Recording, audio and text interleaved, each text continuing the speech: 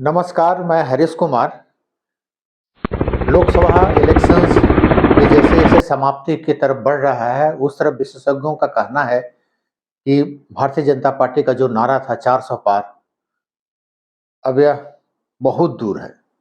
370 भी भूल जाइए, शायद बहुमत पाना भी कठिन है। 50 लोकसभा सीटों का पिछले 2019 की तुलना में नुकसान हो रहा है।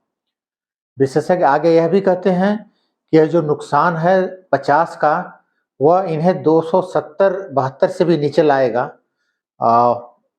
250 के आंकड़े के आसपास हो सकता है। ये बड़ी चिंता की विषय है बीजेपी के लिए।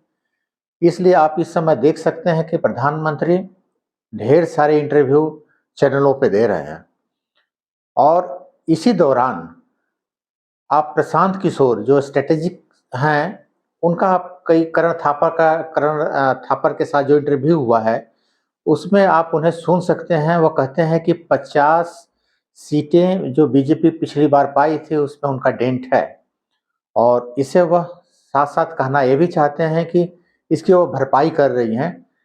लेकिन वह भरपाई के समय बताते हैं कि 20 सीटों पश्चिम बंगाल और उड़ीसा और आसाम की तरफ वो बढ़ सकती हैं। लेकिन यदि 50 का नुकसान हो रहा है और 20 की भरपाई हो रही है, तो 30 का नुकसान तो हो रहा है। तो 303 सीटों के बाद 30 का नुकसान मतलब 270 के आसपास का है।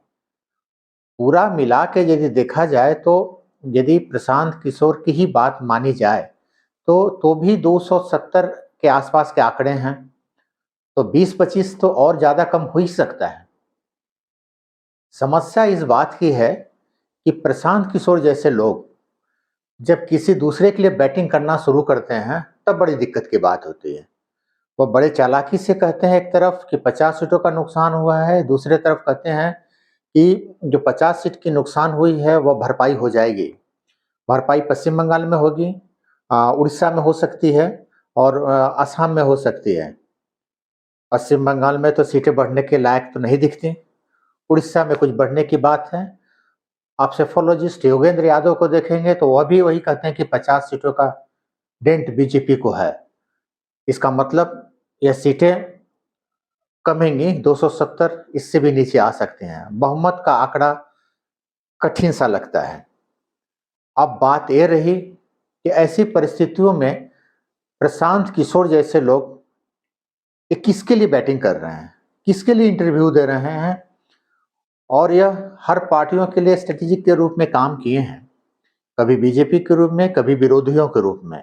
इनकी एक बात सुनेंगे तो यह लोकसभा के शुरू होने के पहले ही नीतीश कुमार को कह रहे थे कि यदि ये महागठबंधन के साथ रहेंगे तो इनकी 5 सीटें नहीं आएँगे। तो ये क्या उन्हें इशारा कर रहे थे कि आप पाला बदल लीजिए? ये जो बैटिंग है, आप जिसके तरफ हैं वो एक अलग बात है, लेकिन आप न्यूट्रल यदि हैं और आप एक तरफ़ा बात किसी की तरफ करते हैं तो समझने योग्य बातें नहीं हैं। जब करण थापर के साथ इंटरव्यू में आगे बढ़ते हैं, तो उस समय वो कहते हैं कि आप जो इतने कॉन्फिडेंस के साथ ये कह रहे हैं कि 200-300 सीट से प्लस आएगा, इसका क्या कारण है? तो वह खुद वहाँ पर सहज नहीं दिखते हैं।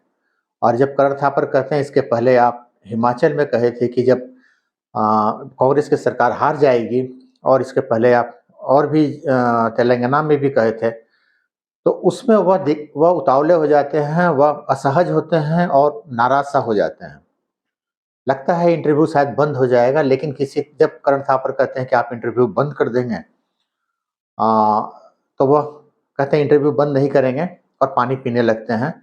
वैसे करण थापर के साथ पहले भी जो इंटरव्यू बड़े-बड़े दिग्गज किए हैं, तो बहुत इंटरव्यू को उन्होंने छोड़ दिया है, पानी पीते-पीते।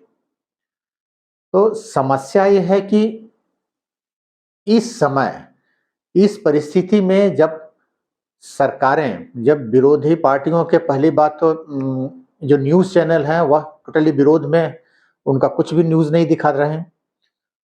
फेयर बैटिंग नहीं है, फेयर पिच नहीं है। इसके बाद इस तरह का परसेप्शन बनाना, ये बहुत सही नहीं दिखता है।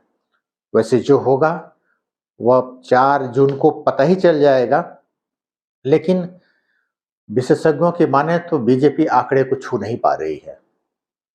अब ये मिरेकल होगा या क्या होगा, ये हम आगे देखेंगे। लेकिन आपको एक और निवेदन है कि यदि आप करण थापर और प्रशांत किशोर का इंटरव्यू ज़रूर देखें। जब स्क्रिप्टेड इंटरव्यू नहीं होता है, तब पता चलता है कि सामने वाला क्या प्रश्न नहीं पूछेगा। जब आपको पहले से पता नहीं होता है, तो जवाब देना मुश्किल होता है। आज के दौर में, आज के इंटरव्यू के समय में ढेर सारे लोगों को पाएँगे, ढेर सारे चैनलों को पाएँगे स्क्रिप्टेड इंटरव्यू पे लोग स्क्रिप्टेड पे इंटरव्यू देते हैं। लेकिन करण थापड़ ऐसे नहीं हैं। He is a great journalist. Wire पर जाके आप इसका देखें।